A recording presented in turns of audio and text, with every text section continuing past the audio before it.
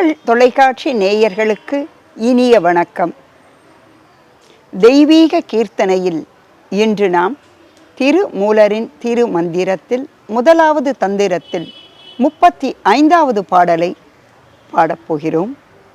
அந்த பாடலினுடைய அருமையான வரிகளை நம் உள்ளத்தில் நிலைத்து நிற்கும். இதோ அந்த பாடல் வரிகள். ஆற்றுகிலா வழியாகும் இறைவனை போற்றுமின் போற்றி புகழுமின் புகழ்ந்திடில் மேற்திசைக்கும் கிழக்கு திசை எட்டொடு மாற்றுவான் அப்படி ஆடவும் ஆமே.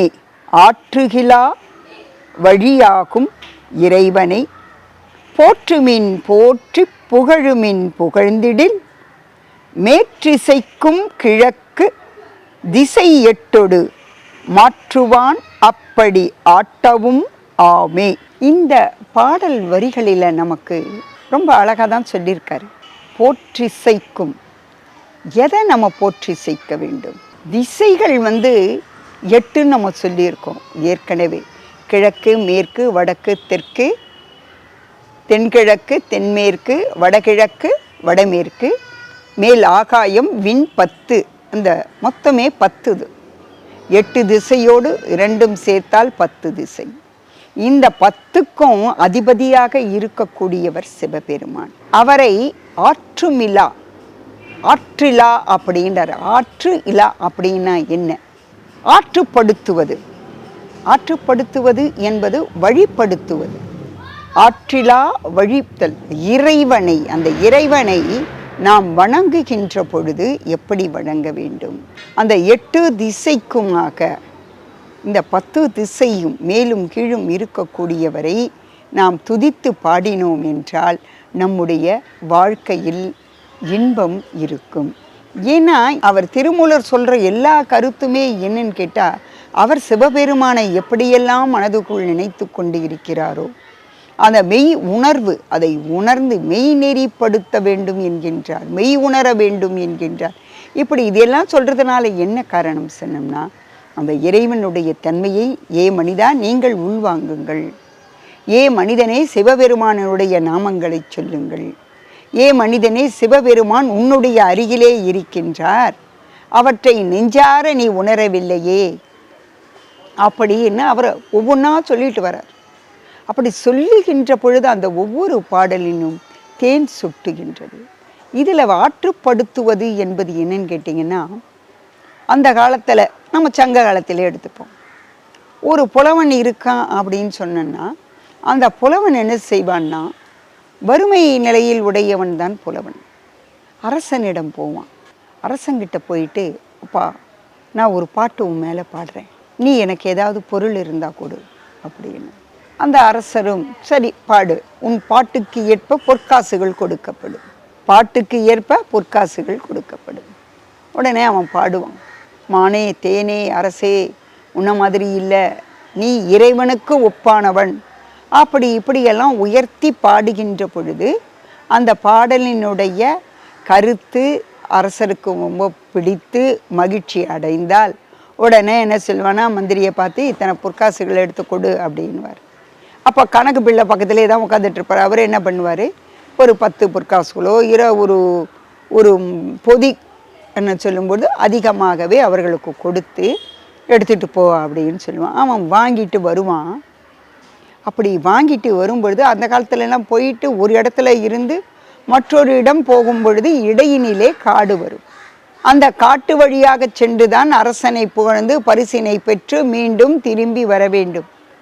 அப்படி வருகின்ற பொழுது வழியில் ஒரு வழிப்போக்கன் இருப்பான். அவனும் வறுமை உடையவன், அவனும் ஒரு புலவன். அவங்ககிட்ட கேட்பான், எப்பா எங்கே போயிட்டு வர?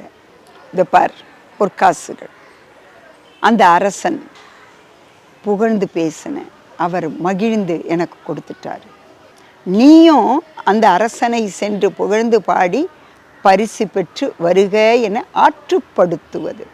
அதோ இருக்கு பாரு அப்படின்னு இந்த சுட்டு விரலால் காட்டுவது.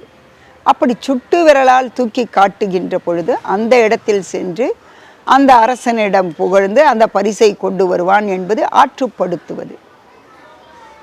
இந்த ஆற்றுப்படுத்துவதை தான் இந்த இடத்துல இவர் சொல்றாரு. யாரு? திருமூலர். ஆற்றுகிலார், அரசன் வழிப்படுத்துகின்றார். இறைவனிடத்திலே இதோ இருக்கின்றான். அதாவது ஒரு ஆன்மீக வழியில் செல்லக்கூடியவன், ஒரு தலைவன் இருக்கிறான்.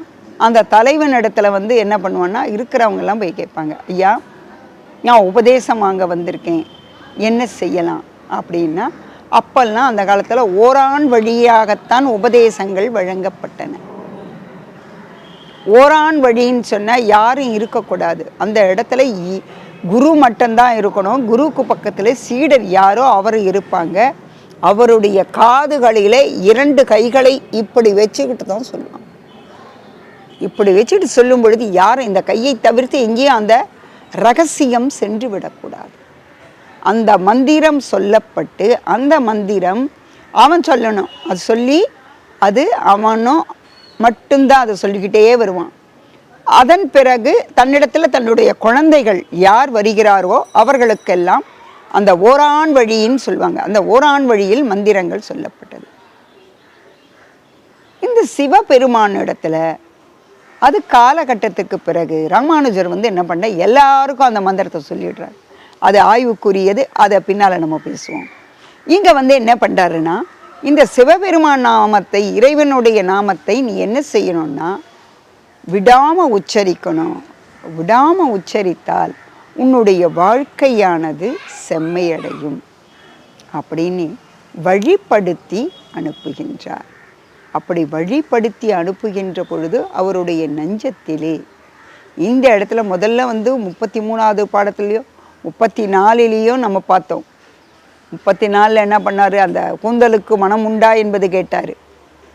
அப்படி சொல்லும் பொழுதே திருவிளையாடல்லையும் அந்த பாடல் வரும். இயற்கையான கூந்தலுக்கு மனம் உண்டு அப்படி அரசன் சொல்லும் பொழுது நக்கீரர் இல்லைன்னு சொல்கிற மாதிரி இந்த இடத்துல புலவர்கள் என்ன செய்வாங்கன்னா, இறைவனுடைய நாமத்தை சொல்லி அந்த நாமத்தின் பலனால் முழுமையான இந்த பிறவியாகிய துன்பத்திலிருந்து விடுபட வேண்டும்.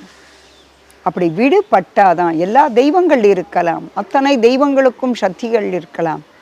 ஆனால் ஒன்றே குலம் ஒருவனே தேவன் என்பது போல இங்கே சிவபெருமான் நாமத்தை மட்டுத்தான் உச்சரிக்க வேண்டும் என்று இந்த திருமூலர் அதன் வழியே நடந்து அதையே பின்பற்றுகின்றார்.